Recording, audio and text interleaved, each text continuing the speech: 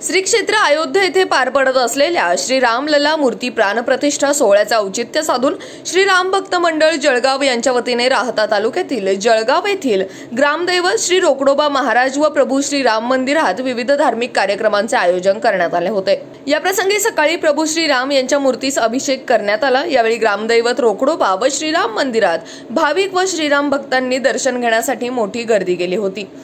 जळगाव पंचक्रोशीतून फटाक्यांच्या आतिषबाजीत जय श्रीराम या जयघोषात प्रभू श्रीराम यांची भव्य अशी शोभायात्रा काढण्यात आली।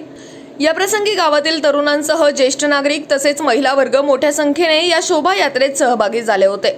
गावामधील प्रत्येक घरासमोर सडा टाकून रांगोळी काढण्यात आल्या होत्या। घरावर भगवे झेंडे लावण्यात आले होते। यामुळे जळगाव पंचक्रोशीतील वातावरण भक्तिमय व प्रसन्न झाले होते। जय श्रीराम पवनसूत हनुमान की जय या जयघोषाने जळगाव पंचक्रोशी दुमदुमून गेली होती। याच बातमीची काही दृश्य पाठवली आहेत आमचे प्रतिनिधी प्रवीण दरंदले यांनी।